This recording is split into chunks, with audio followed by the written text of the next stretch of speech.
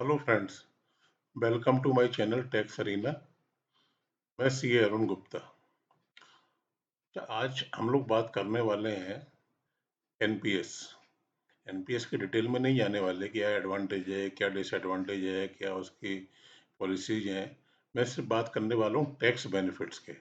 Employ point of view, employer point of view, अभी withdrawal भी कर रहे हैं तो क्या टैक्स बेनिफिट है, उस पर हम लोग बात कर रहे हैं। तो दो दो लाइन एनपीएस के बारे में। एनपीएस तो पता है, रिटायरमेंट प्लानिंग है, इन्वेस्टमेंट है, रिटायरमेंट प्लानिंग का एक तरह से रिटायरमेंट फंड है, और जिसका रिटर्न लगभग 11-12% तक आ जाता है, 11%।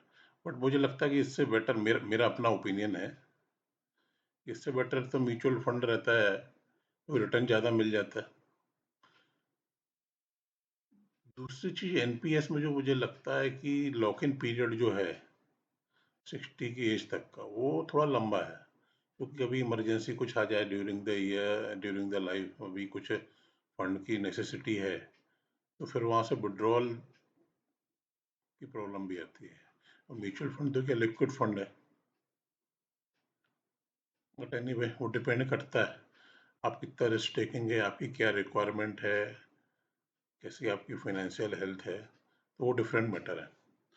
हम लोग बात करने वाले हैं टैक्स बेनिफिट्स के बारे में, पॉइंट बाय पॉइंट चलेंगे। पहले एम्प्लॉयज का कंट्रीब्यूशन, एम्प्लॉयज को क्या बेनिफिट है। इनिशियली ये स्कीम आई थी गवर्नमेंट एम्प्लॉयज के लिए, बाद में इसको ओपन करी प्राइवेट एम्प्लॉयज के लिए भी, और अब तो क्या बिजनेसमैन, सेल्फ एम्प्लॉयड भी इसका यूज बेनिफिट ले ही रहे हैं। तो एम्प्लॉयज को क्या बेनिफिट है, सबसे पहले एम्प्लॉय इसमें सेल्फ कंट्रीब्यूशन कर सकते हैं, उसकी भी कैपिंग है 10% ऑफ सैलरी। सैलरी मतलब बेसिक प्लस डीए, तो 10% ऑफ बेसिक प्लस डीए आप इसमें कंट्रीब्यूट कर सकते हैं एनपीएस स्कीम में, और वो उसका आपको टैक्स एग्जेम्पशन मिल जाएगा, डिडक्शन मिलेगा। बट वो इंक्लूड रहेगा आपकी ओवरऑल सीलिंग जो है 1.5 लाख की, 80सी में जो 1.5 लाख की लिमिट है ना, उसमें ये इंक्लूड हो जाएगा वहाँ पे। सेक्शन दूसरा है 80CCD1 में, एम्प्लॉय 10% ऑफ सैलरी कंट्रीब्यूट करता है, बट वो लिमिट वहाँ सीलिंग लगा दी 1.5 लाख की, तो 1.5 लाख में इंक्लूड होगा।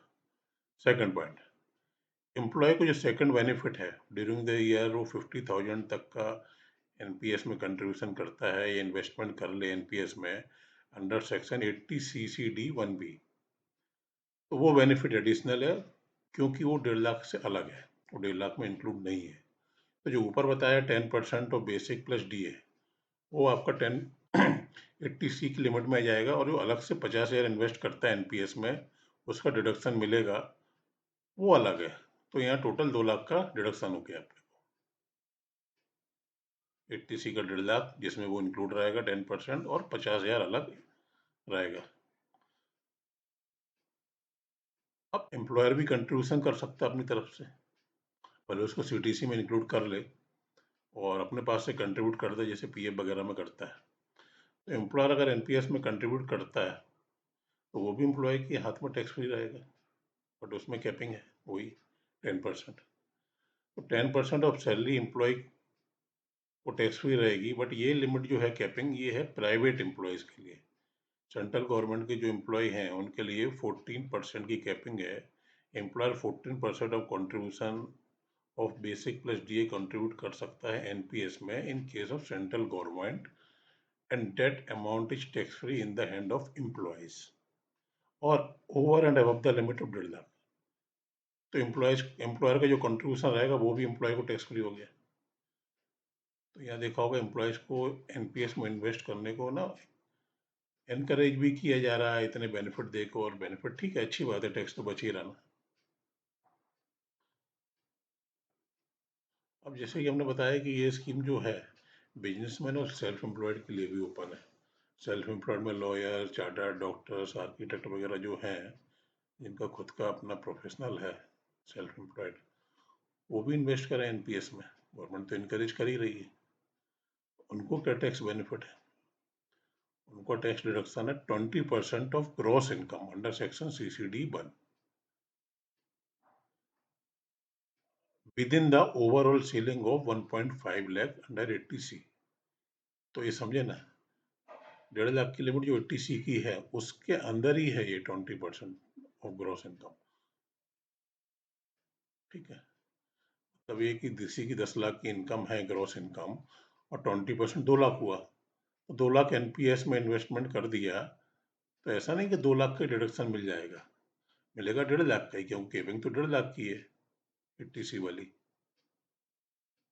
ठीक है, एडिशनल जो है, जो पहले एम्प्लॉय केस में भी था इधर भी है, सेक्शन 80CC(D)(1)(b) में 50,000 रुपये ड्यूरिंग द ईयर इन्वेस्ट करते हैं एनपीएस में, तो वो एक एडिशनल डिडक्शन है ओवर एंड अबव 80C। तो ये दो एडवांटेज सेल्फ एम्प्लॉयड को भी होगा। जब पीछे हम लोगों ने बताया था कि एम्प्लॉयर अपना कंट्रीब्यूशन भी करता है एनपीएस में ऑन बिहाफ ऑफ एम्प्लॉय के लिए, तो एम्प्लॉयर को क्या बेनिफिट है कि जो कंट्रीब्यूशन कर रहा है एनपीएस में फॉर द एम्प्लॉयज, वो ट्रीट होगा as a business expenses and that will be the tax deductible expenses. ऐसा नहीं कि उसको एड बैक कर देंगे, नॉन डिडक्टेबल रहेगा। तो एम्प्लॉयर को तो फायदा ही है, कोई नुकसान नहीं है, और इधर एम्प्लॉय के हैंड में आएगा टैक्स फ्री, तो वो भी बेनिफिट है। और एम्प्लॉयर को ये टैक्स एडवांटेज जो बिजनेस एक्सपेंस का है वो सेक्शन 36(1)(4)(a) में मिलता है। ठीक है, अब जो लास्ट वाला जो बेनिफिट है आपका पार्शियल विड्रॉल पे, एनपीएस में वैसे तो सीलिंग 60 ईयर तक की है, विड्रॉल नहीं कर सकते, उसमें लिमिट का कैपिंग है, बट 3 साल के बाद आप 25% ऑफ सेल्फ कंट्रीब्यूशन विड्रॉ कर सकते हो। बट बोल रहा हूँ सेल्फ कंट्रीब्यूशन, अगर आपने 2 लाख का कंट्रीब्यूट किया है और फंड का कॉर्पस 4 लाख हो गया, तो 4 लाख का 25% नहीं निकाल पाओगे। आपने जो कंट्रीब्यूट किया है 2 लाख, उसका 25% बोलो 50,000 ही आप विड्रॉ कर पाओगे, date to after the 3 years. फिर आप जब 60 का एज अटेन करते हैं, आप 60 के हो जाते हैं, तो फिर अगेन आप 60% of the accumulated pension wealth का विड्रॉ कर सकते हो, वो भी टैक्स फ्री रहेगा। तो विड्रॉल तो दो ही है, 3 साल के बाद 25% of self contribution, and once you attain the age of 60 you can withdraw 60% of accumulated fund which is again tax exempted। तो ये टैक्स एग्जेम्पशन अपने को पार्शियल विड्रॉल पे भी मिल गया। तो ओवरऑल एनपीएस में देखा टैक्स एडवांटेज ज़्यादा है, जो कि इनकरेज करता है एम्प्लॉयज को, एम्प्लॉयर को या सेल्फ एम्प्लॉयड को इन्वेस्ट करने के लिए। क्योंकि एम्प्लॉय को भी बेनिफिट है, एम्प्लॉयर का कंट्रीब्यूशन आया वो भी इधर टैक्स फ्री हो गया। पार्शियल विड्रॉल कम है लेकिन उसमें भी टैक्स बेनिफिट है ही है, सेल्फ एम्प्लॉयड को भी है। तो ये सारे टैक्स एडवांटेज हैं जो हम लोग ने डिस्कस किए। अभी अगर कुछ कमेंट है या कुछ इसमें छूट रहा है तो आप लोग बताएं, कमेंट में दें। बाकी थैंक यू।